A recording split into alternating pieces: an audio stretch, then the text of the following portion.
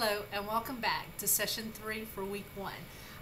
This session we're going to be talking about syllabification. Say that a couple of times really fast. Some people say syllabification or syllabification. However, there are two basic rules with regard to placing pronunciation on Hebrew words. Every syllable must begin with one consonant and have one vowel. So one consonant, one vowel. For instance, the word dabar. And if you look in your vocabulary, I believe that dabar is one of your words. You have the daleth with the dogish lean, with a comments, with a baith, and another comments, and a resh. So your first syllable is da, the daleth and the comments. That's your first syllable. And then your second syllable is your baith, comments, resh. And that's the very basics of syllabification. So every syllable must begin with one consonant and have only one vowel. There are two types of syllables in Hebrew, open and closed. Open syllables end with a vowel and closed syllables end with a consonant. Let's look at our word dabar again, and I'll put this up here for you. With dabar, da, the daleth, and the consonant is an open syllable. The baith, comments, resh is a closed syllable. The daleth comments is open because it ends with a vowel, da. And then the second part, the baith, comments, resh, is closed because it ends with a resh, bar, da, bar. And that translates into the Hebrew word. And most Hebrew words are accented or stressed on the last syllable, as in the word debar. The bar is where you get your heavy accent there. Some Hebrew words are not accented on the last syllable, and with these words, the accented syllable is indicated by an accent mark over the stressed syllable, as in the following, so far. And you can see the so has the accent mark there, and then the far. So far, and the accent is on the first syllable, but typically the accent is going to be on the last syllable unless it's marked with the accent mark. Syllables can be classified with reference to the placement of the accent. There's tonic, pretonic, and propretonic. Those are big old fancy words, and you can see here as in dabarim, and this is the pluralization for word. This is words. So you've got your da, which is propretonic, your ba, which is pretonic, and reem, which is your tonic. Syllables can also be classified without reference to the accent. There's the ultima, the penultima, and the antepenultima. Again, big words. I don't know that it's so important for you guys to memorize these, but just to know that they exist. You have your da, which is antepenultima, your penultima, and then your ultima.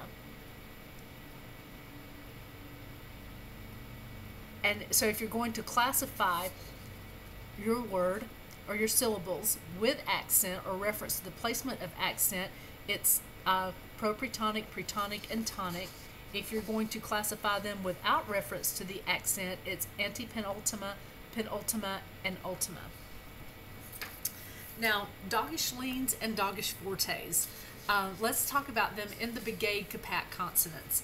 A dogish lean can occur only in a begayed kapat consonant. So remember your begayed kapats. And again, this is why you need to memorize your begayed kapats, because a dogish lean only occurs in begayed kapat letters.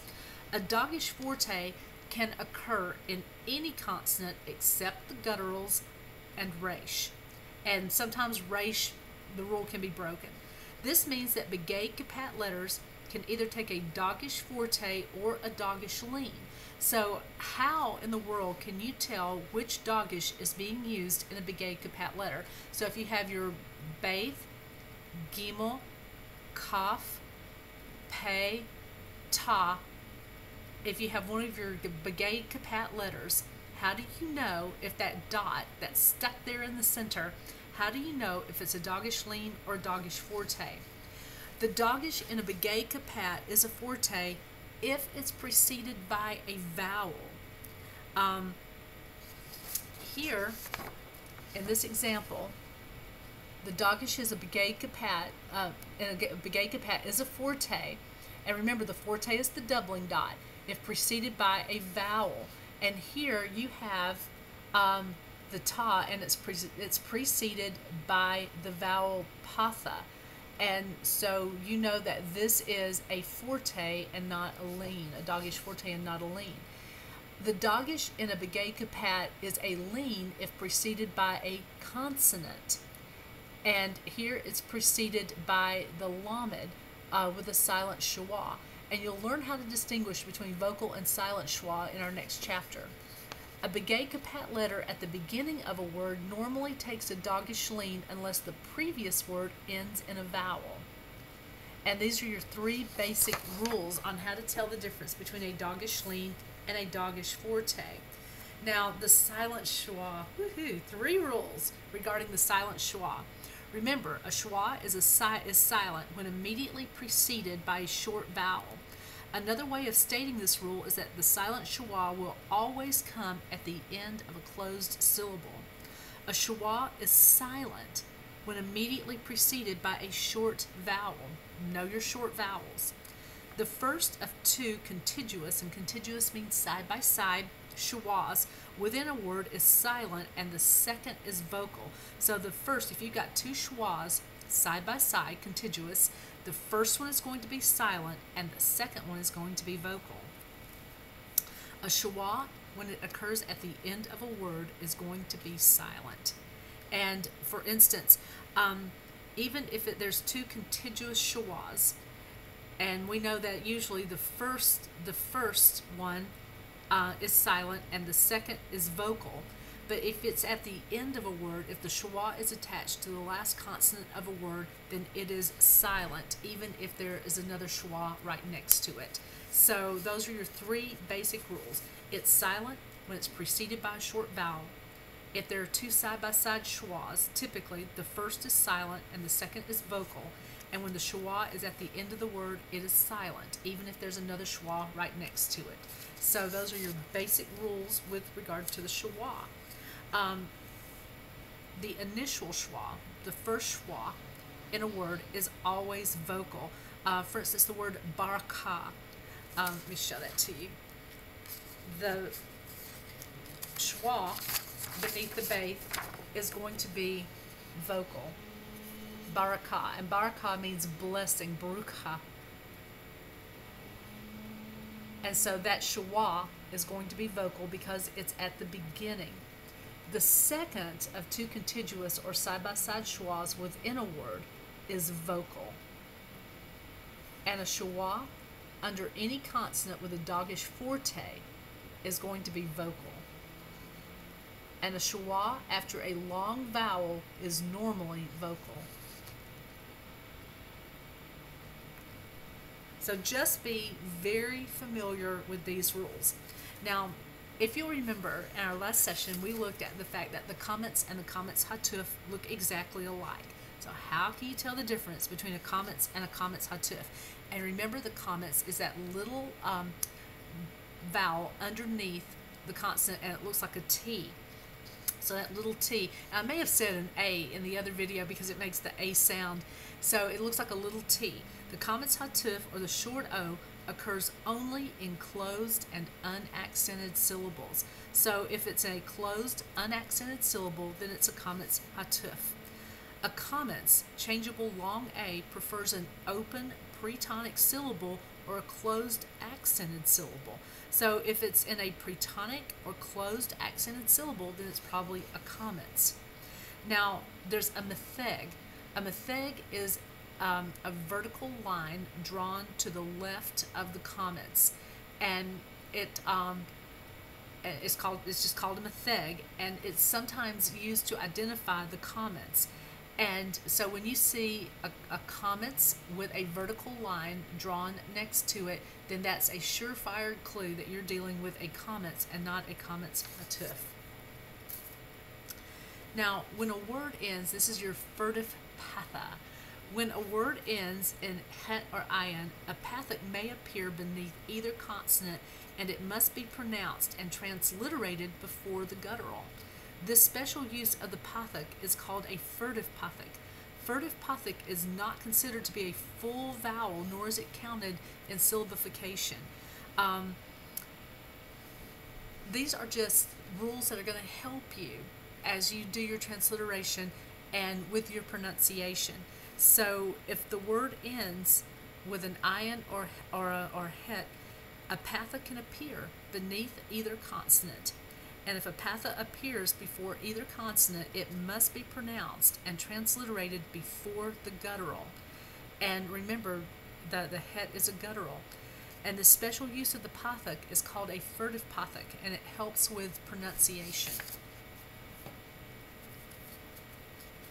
Now, when the aleph occurs, and remember the aleph is the first letter of the Hebrew alphabet, when it occurs without a vowel, it's quiescent, it's silent. When the aleph is quiescent, it's not considered to be a consonant with reference to the rules of syllabification, but it's still an essential part of the spelling. So you will see often an aleph, and that aleph, even though it's an important part of the spelling of the word, it's not going to be pronounced. Let's get past all of that. Now, 4 Hebrew letters are called gutturals, as you already know. They're called gutturals because they're pronounced at the back of the throat. It's the aleph, hey, chet, ayin, and sometimes resh. Now, some basic things that you need to know about your gutturals is that they cannot take a doggish forte. They cannot be doubled. Gutturals cannot take a vocal schwa, but they can take the reduced hatef vowels. The consonant resh can take the vocal schwa, and reduced vowels are always vocal. They are never silent, and gutturals do prefer the A-class vowel. Now, with that in mind, let's look at your vocabulary, and let's pronounce it together. It's on page 25 of your textbook. The first word is Adam, and it's translated Adam, man, or mankind. And this is a significant word because when you find in Scripture the word Adam, it can be a reference to the historical character Adam, or it can be a reference to all of humanity. Then another one of my favorite words, Eretz. It's translated land, earth, or ground. Eretz Israel, the land of Israel. If you are involved in any type of rabbinic or Jewish studies, you'll hear Eretz Israel many, many times because the land is such an important part of Israel's heritage. Then Elohim, God or gods. It's plural because it has a main ending on it. The reason that Bereshit bara Elohim, in the beginning God created, the reason that we singularize Elohim instead of pluralize it in Genesis 1:1 is because everything else is singular, and you need verb and noun agreement. So in the beginning, He created God. And of course, God is the reference back to the He. It's not He created God, but in the beginning, God created. There's a lot of discussion theologically about the pluralization of Elohim and its reference to the monotheistic God of Israel. And one of my favorite explanations for this pluralization is that the singular does not capture the total majesty of who God is. So the plural is employed in Elohim not to pluralize God, but to speak of the greatness of His majesty and His power and of His rulership. So Adam, Eretz, Elohim, Av, A-B, father or ancestor. Remember the name Avraham, father of many nations. And so that is the first 2 letters of the name of Avraham, just means father or ancestor of. El, God or God. Ben, which means son. Ben Yamin, or we would say Benjamin, means son of my right hand. And the Ben means son. And it's a cognate, meaning that it's more than one word put together. Ben Israel, son of Israel. Baith, house or household. Dabar, word, matter, or thing. Dabar is one of the most profound words in the Hebrew language. It means literally the spoken word, but it implies that when this word is spoken, it takes on a life of its own. God spoke and things happened, things came into existence. And the concept of our words in Hebrew is very important because it reminds us that what we speak, once we speak it, it takes on a life of its own. And once it takes on a life of its own, we have no control over it. So be careful, little mouth, what you speak.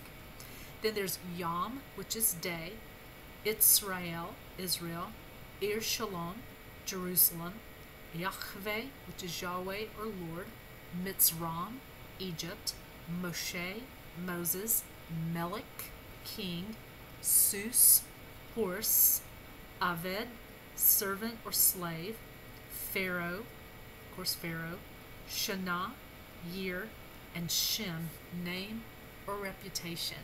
And with that, we end week 1. God bless you guys, and I'll see you again next week.